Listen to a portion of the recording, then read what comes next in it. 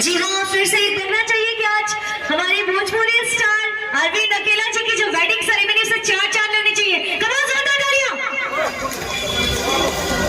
जी हाँ दोस्तों, आपको बता दें कि भोजपुरी फिल्म इंडस्ट्री के सबसे यंग एक्टर अरविंद अकेला कल्लू इन दिनों अपनी शादी को लेकर लगातार सुर्खियों में छाए हुए हैं। अरविंद अकेला कल्लू को लोग उनकी फिल्मों के साथ साथ उनके निजी जीवन में फॉलो करना भी पसंद करते हैं। जी हाँ दोस्तों, आपको बता दें कि उनकी शादी 26 जनवरी को वाराणसी में हुआ है और उनकी शादी में अम्रपाली दुबे और निरहुआ भी पहुंचे थे और उन्हें काफ़ी सारे बधाइयाँ दी हैं। तो अब उनकी सेलिब्रेशन पार्टी 28 जनवरी को है, जिसमें सारे भोजपुरी के एक्टर वहां पे पहुंचेंगे और इस शादी में अरविंद अकेला कल्लू काफ़ी खुश नज़र आ रहे हैं। तालियां होनी चाहिए सबसे पहले। अरे ये